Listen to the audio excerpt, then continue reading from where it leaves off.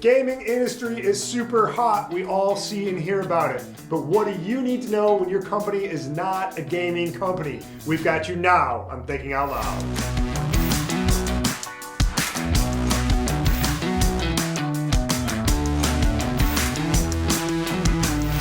Hello from Detroit. We have a fantastic episode of Thinking Out Loud for you guys today. There's so much talk that's happening about gaming and how gaming has gone mainstream, and we wanted to really get into it from a CMO perspective. When you are not a gaming brand, what do you need to know about gaming, and to what extent should you be in? Should you be involved in gaming? So we have Mayumi Skorski from the Outloud group, who does a ton of work with brands in the gaming space who are not gaming brands. And we have Mike Ruffolo, our friendly expert in the eSports and gaming world. So welcome, Mike and Mayumi. Thank you. Yeah, so let's just go ahead and dive into this. So I want to start out with a little bit of terminology, if it's okay, because I hear these words thrown around interchangeably. I want to make sure that we're understanding them. So live streaming, gaming, eSports athletes versus streamers. What does all that mean? Can you help us give a little bit of clarity to those terms, Mike? Yeah, absolutely.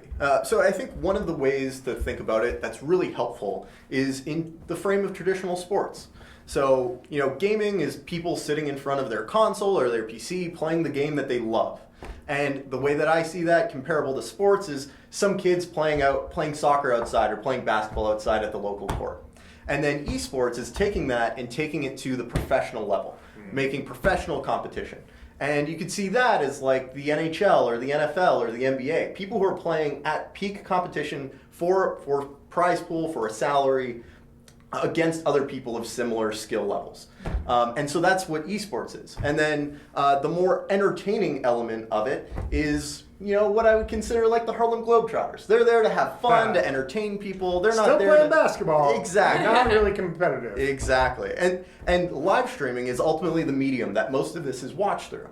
So you'll see this on both VOD, delayed content, something you'd see put up later on YouTube. So VOD is video on demand, right? Exactly. So things like YouTube, as you just said. Exactly. Okay. And then there's live content that is often live streamed on platforms like Twitch or Mixer, where you'll see live competitions happen and you get a chat that gets to engage with it as well, cheer on their fans live and in the moment with all of the other members of the tribe. Okay, got it. So if I'm playing a video game and I'm not very good at it, but I might be pretty funny and people want to watch me play because I'm cracking jokes, at that point I might be live streaming, which is the way to do it, but I'm not necessarily a competitive, an esports athlete. At that point I'm just a streamer, right? Exactly. And then the second you start competing in tournaments and trying to actually win games on a decent scale, at that point you become an esports athlete. You've got it, Brad. Okay, all right, fantastic. Well, Mayumi, I know you do a lot of work with brands that are not in the gaming space, so we want to get to you in just a minute. But before we do, I want to ask Mike for some of the brands that in the endemic gaming space. So these are brands that are actually living and breathing in the gaming world. What are some of the good ways that you can partner with streamers if you're a brand that is native to the gaming space? Yeah, so if you're an endemic brand, someone who's native to the space already, it's really natural. These guys are already using computers, they're already using monitors, they're already using specialty controllers and microphones.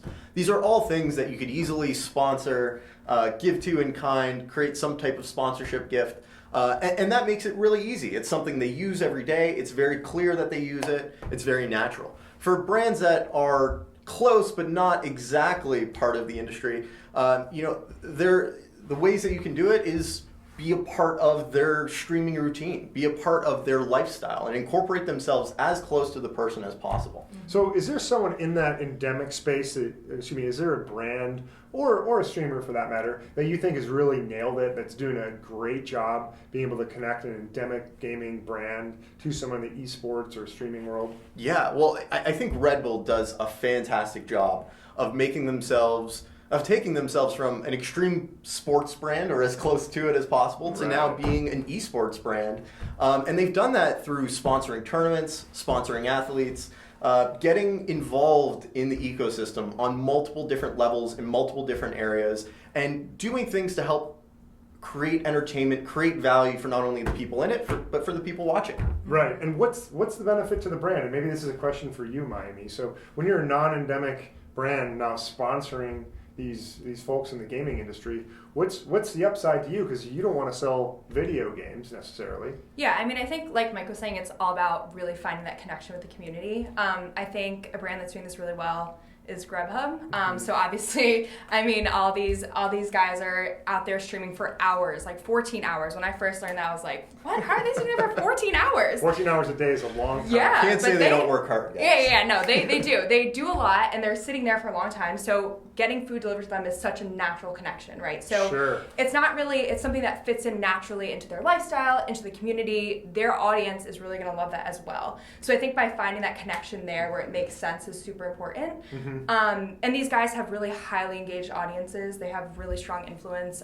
So once you find that natural connection, it's like, it'll just be a great partnership from then on. So I guess the question that's probably on a lot of CMOs' mind is, how do you find that natural connection? So what is the natural connection that you're seeking between brand and gamer? Yeah, I think kind of going back to what we said before, it's about connecting with the community. So if you can find a way in which to connect with the community and have it make sense for their stream, like whether that be, having it part of their daily stream and part of their routine, that's how you're going to connect with that audience. And I don't know, Mike, I feel like you could probably add to that. Well, I understand, just to maybe tee you up here, I understand that it's actually really hard to be able to connect with people on Twitch because the platform can be a little bit difficult. I know Twitch is a big gaming platform. So what are maybe some of the reasons why it's hard to do that, and how do you overcome them to be able to form that connection that Mayumi was talking about? Yeah, the Twitch audience is highly skeptical. And when I say Twitch audience, I mean the gaming audience as a whole. And I think a lot of it comes from it being a pastime that people were stigmatized for, and now that it's hot, it's cool, there's a lot of skepticism that, now that there's something you want from me, now you're here, right? You weren't here before. So I think a lot of the ways that brands can get in without, dealing with a lot of that skepticism and trying to overcome it is, one, understanding that initially there's going to be some pushback. There's going to be some, hey, you're here now, but where were you then?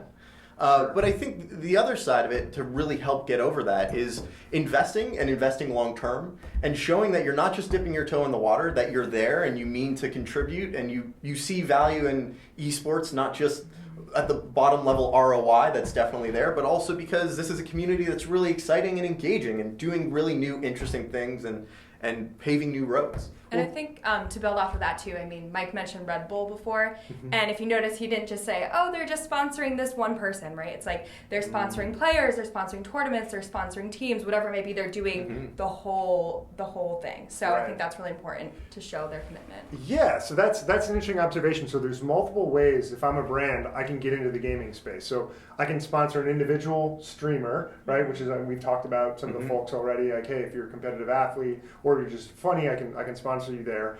I can sponsor a team. I'd love to hear more about that in a minute. So esports teams, and then there's tournaments. So maybe before we get into the teams, can you just talk about tournaments a little bit in terms of what the opportunity is there for brands? Yeah, so there are definitely a bunch of different opportunities. I think mainly there are two main ones. One being more in-stream type integration, so people like us who are broadcasting the tournament and talking about, hey, this player is going to win, or this player is doing really well, or whatever they talk about, they're able to plug the brand right on screen. So say I were to do a mention of the brand right now.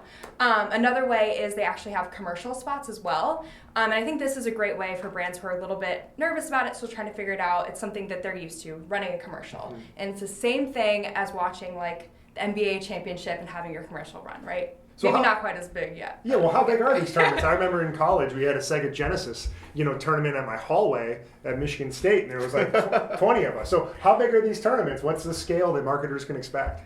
These tournaments are huge. There are millions of people that tune into League of Legends every year, tens of millions. And really depending on the game, you're going to have a different audience. Some are much smaller but have way more engagement, way more attachment, way more support. And some are much more large, big media, mainstream. Overwatch these days is being broadcast on ESPN. Wow. So it's big. So you have the opportunity to go after some still reasonably small, focused tournaments, or go mass media. Exactly. Right? Just like influencers in general, right? You can go micro influencers, or you can go the macro huge celebrities. You can start small and scale pretty much as big as you'd want to go. Okay, that's great. So I want to go back to the teams concept, right? So you both mentioned teams a little bit earlier, and maybe this is a question for you, Mike. Can you give us an overview of teams in esports? What do we need to know about them? How are they similar or different to traditional NFL or NBA teams that our viewers all know and love? Yeah, well, there are a lot of teams, and a lot of it comes from the fact that there are low barriers to entry to starting a team, and because of that, you'll see a lot of the investment, a lot of the sponsorship opportunities really gear towards the big tier 1 orgs, the orgs that have been there a long time, the TSMs, the FaZe, the Team Liquid, teams like that. And they're really big. They've been in the space for a long time, usually started in older school games. And now that the industry is starting to come up into its own, right, you're seeing a lot of smaller teams pop up, and they find their own niche, they find their own players, and they're vying for their own audience. But in general, there's not a huge amount of differentiation yet, mainly because it's still a new early space. There's not a lot of brand inheritance that's come to it. You're not a Detroit Red Wings fan because you're in Detroit. You're a Detroit Red Wings fan because your father or your mother or your friends were a Detroit Red Wings fan. So that's where we're at right now. So Mayumi, what are some of the benefits from a brand perspective? Why would a brand want to partner with a team versus an individual streamer? Yeah, I mean, I think there are a lot of reasons why you would want to do that, but I think one of the main reasons is they have a large roster of players. So just like, if you were to partner with the Lakers, I'm not that into basketball, but as an example, because I know LeBron is there, but you have your LeBrons, and then you also have everyone else on the team as well, right? So you have a big variety of people that you can work with, and say anything goes wrong, someone gets hurt, someone's busy playing in the next Fortnite World Cup, whatever it might be, you have a lot of people to choose from to plug in and kind of engage with throughout your campaign. And let's be honest, we're still dealing with very young, maturing males, unfortunately, generally males. Yeah. And sometimes people say negative things that they shouldn't, and we could get into the nuances of that. But I think there's also some benefit in terms of being a little bit separated. So you're partnering at the team level, and if the streamer, and we definitely have seen this happen, if the streamer says something that's inappropriate, they will get removed from the team, and that connection with this team is still there, and it's a little bit safer to partner at the team level versus the individual streamer level, I think you nailed it. Yeah. So, I mean, there's so much that's happening here. I just want to give one last opportunity. I know you mentioned Red Bull a little bit earlier, brands that are doing it well. Are there other brands or other particular partnerships that you think are worth pointing out, Mayumi? I know you mentioned Grubhub's doing some things. Are there anything happening that we haven't covered yet that we should make sure our viewers are aware of? Yeah, well, I think Geico's done a fantastic job. They've come in, they've really done it purely as a brand play to help align themselves in the minds of young consumers looking to get their first car. And we're seeing it more and more now with auto companies. They're coming in, doing these big auto deals. Yeah. And again, from a purely brand perspective, it's really helping align and make sure that when these audiences go to buy their first car, they know who their auto insurance company is going to be and who their auto manufacturer is. Yeah, absolutely. It's a very long-term view of being able to take a look at branding. In addition to some opportunities to do some work where you're able to measure the traffic here in the near term as well. So, okay, look, there's a lot further we could go into that. We could talk for hours. If you have more questions, always feel free to reach out, comment on the video. Please do consider following us on social or the Outloud group. So I want to really thank Mike and Mayumi for joining us today. Thank you. And until next time, goodbye from Detroit.